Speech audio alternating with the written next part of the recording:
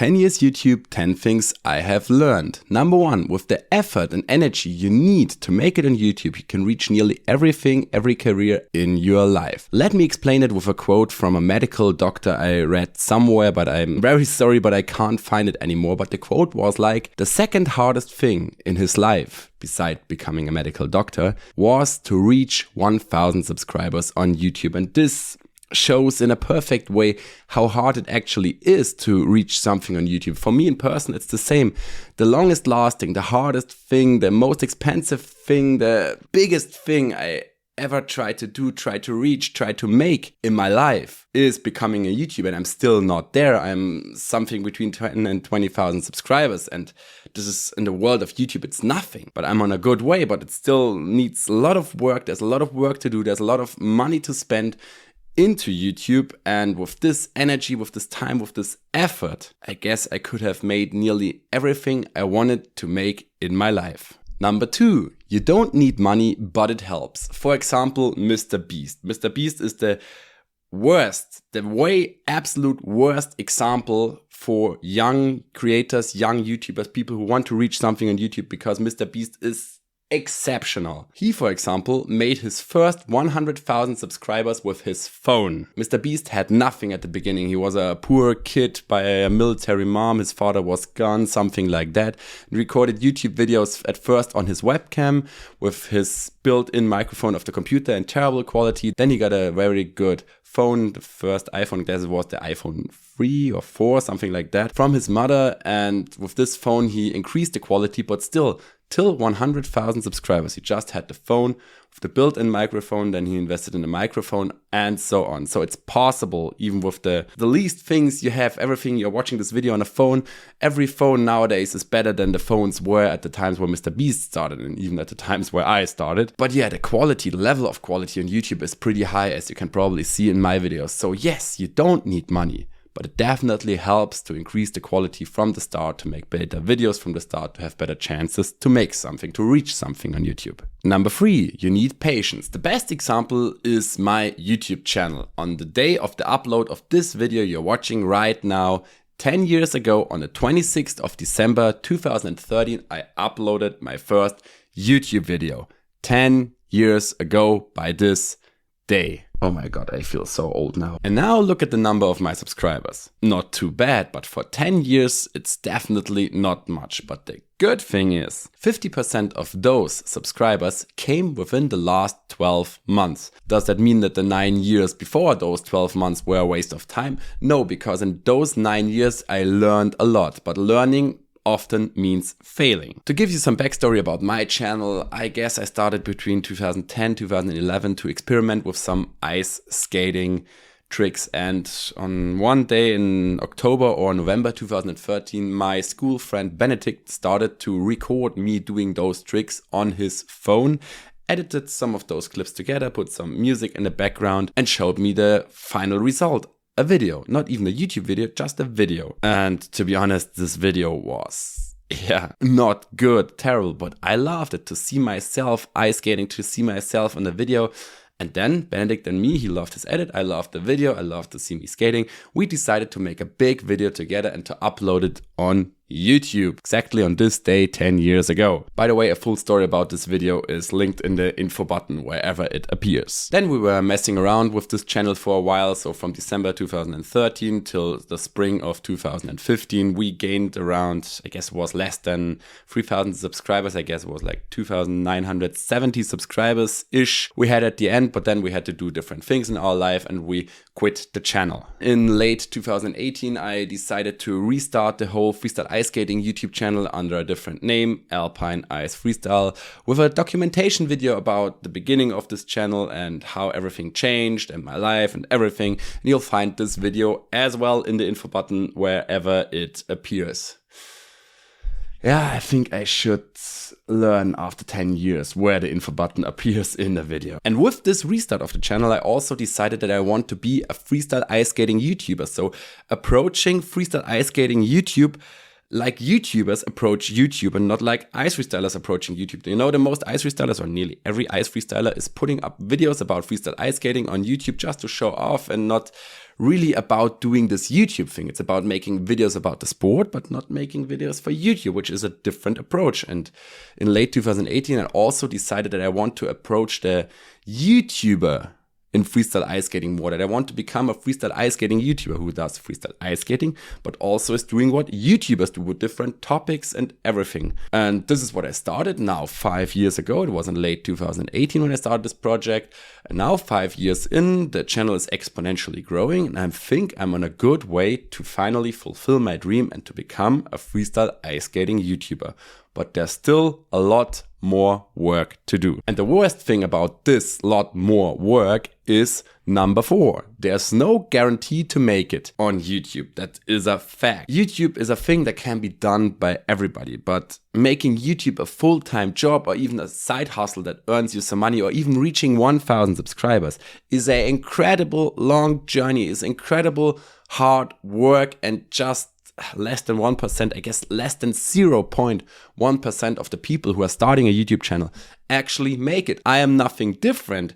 I have a decent amount of subscribers now, but the money I earn with YouTube still, even in the best months in the winter, as you can imagine for a freestyle ice skating channel, doesn't pay me enough money to pay the bills for just 1 month. So there's no guarantee to make it. If you want to do YouTube at the beginning, you have to do it for yourself, for your passion, and you have to pay lots of your own money before you even see pennies of YouTube coming in. And even if you put everything you have into the YouTube hustle, there's still no guarantee that you will make it. Number 5, hard fact for everybody who thinks influencers are just sitting in front of cameras, relaxing, earning money, getting rich, and the thing is easy and everything. Forget it. If you don't want to work, if you want an easy life, then get a full-time job, and that's it. Because YouTube is a full-time job that doesn't pay you anything within the first months, mostly years. For me, nearly decades.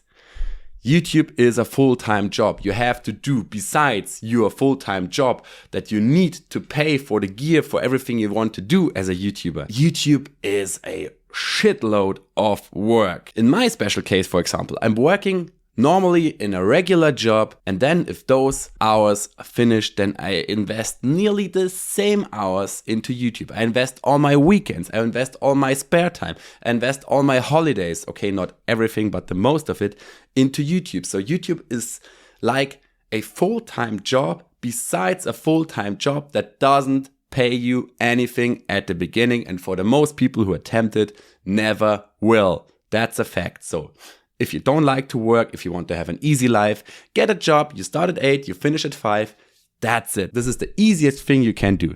YouTube is hard work, and if you don't want to tackle this hard work, then YouTube is the wrong job for you. Number 6, your best videos will disappoint you.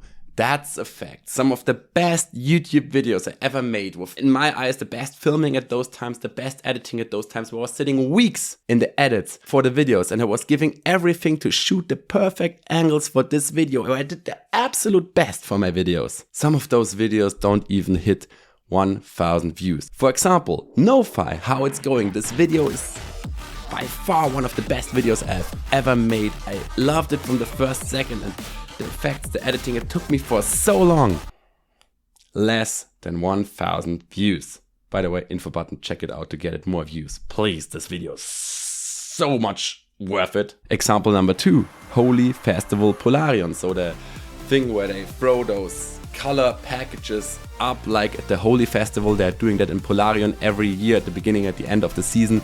And this water battle at the end of the season where they're spilling water into the ice rink. So great ice rink, great things happening in the edit. I love it. It tells such a great story about this great ice rink. Less than 1,000 views appearing in the info button. Please give it more views. It's absolutely worth it. So those were 2 of my absolute best videos. Or example number 3. We had a picnic on a frozen lake. I love this edit so much that I kept it for 1 year, that more subscribers will see it. Also, less than 1,000 views. This drone part where I fly over the tip of a tree and then facing down on a lake where just one skater is doing freestyle. This shot is I love this video so much and it has so less views. Third appearance in the info button, please give it more views. This video is so much worth it. Number 7, your worst videos will surprise you. That's the even better joke than good videos not getting attention is terrible videos getting tons of attention. For example, I wanted to do a ice resurfacing video on a frozen lake, which sometimes works when it's cold enough, but on the day I recorded this video, it wasn't cold enough. So the whole video was total bullshit, I have to say it like that. This video was nothing, really nothing. 15,000 views. This is just me telling a stupid story about an ice resurfacing that doesn't work, that works normally but doesn't work on the particular day where I recorded it. 15,000 views. And an even worse video was my first hockey stop tutorial. The quality is shit. The way I'm explaining the thing is shit. The facts I'm putting in are just wrong. Yes, of course, this video fulfills the purpose of how you can do a hockey stop and explaining it to people. And I guess it's not too bad, but it is in its quality that bad that till the day I uploaded it, I was thinking, should I uploaded it or not? But then as I uploaded it, it was the November of 2021. It was the second or third week of the next COVID lockdown. And I decided, okay, because of the lockdown, I won't have ice rinks, so I won't have too much videos in the winter. So I upload it now in the kind of the off season and nobody will care about it. And I just uploaded the video. That's the only reason I uploaded it, because it was too terrible. It was just that I don't run out of content. Over 170,000 views. My 4th most watched video of all times. This terrible hockey stop tutorial. I was not sure if I should upload it. It's one of the most successful videos I have ever made. Your worst videos will surprise you. That's a fact. No more explanations needed. Number 8. Reaching a milestone doesn't mean anything. Also a fact. As I reached 1,000 subscribers, okay, it's that long ago that this new YouTube strategy of 1,000 subscribers and 4,000 watch time hours meant anything at this time. Reaching 1,000 subscribers, it was cool for me, it was cool for us, Benedict and me, but it didn't change anything. It didn't make it less work, it didn't make it easier or anything. The same as I reached 10,000 subscribers. 10,000 subscribers was huge, having a 5-digit number in the YouTube stats. Awesome. But did it change anything? No, nothing. Did it make anything easier? Did it make me more popular, more famous? Did it get me more views? Anything? Nothing. Milestones are something just for you, personal thing. Number 9, the most YouTubers will spend more money on YouTube than they earn. As I said, you need patience. There's no guarantee. You need to work your ass off for YouTube. And also, of course, you need to put money into this YouTube thing. This is a $200 microphone. The camera setup you're watching through right now is like 2,500 euros. This camera setup there is 1,700, 1,800 euros. And don't forget the lights here on top. There's a softbox. This is a special blue light. You can see this editing computer is like $4,000. I have to put that much money into YouTube to get the decent quality I want, but also YouTube asks for, because nobody's watching a YouTuber with like 10-year-old phone technology image gives you anything. So you need some decent quality. Of course, shooting ice skating videos with a Canon R8 is kind of overpowered. Shooting those studio videos it's kind of overpowered, but I needed to make the investment because now I will work with the R8 and the R7 for a few years, and those cameras they have the specs that I need, that I want to create the best content possible. But I don't buy this camera and thinking, oh, I will earn that much money with this camera. I buy this camera because I want to have this camera to make my videos, to have the quality that I like to have. Yes, the GoPro also has a decent quality, and most people won't see the difference. But that's something for me. And the GoPro is also $500. My drone, $1,500. I invested nearly every euro I earned within the last 5 years, and even more from my savings, into this YouTube channel. And I didn't even have like 5 or 10% of the money back from YouTube. And if I will ever get this money back from YouTube, no one can guarantee me. So one thing you have to know about YouTube is that the most people who ever start a YouTube channel will always invest more into this channel than they get back. And number 10, my maybe most favorite point, you are crazy till you make it. I wouldn't say that I made anything on YouTube. 10,000 subscribers is a big thing, but still nothing where I can pay my bills off. But what definitely has changed is that the people don't call me ice clown or ice shithousery anymore. They respect what I'm doing on the ice, even if I'm by far not the best freestyler. But I'm one of the biggest freestyle ice skating YouTubers, and this is also something that people respect me for. And at the beginning, as I started with those videos, everybody said I'm an idiot and this is crazy. And now even some local ice hockey players respect me for what I'm doing that said I'm an ice clown, ice idiot years ago.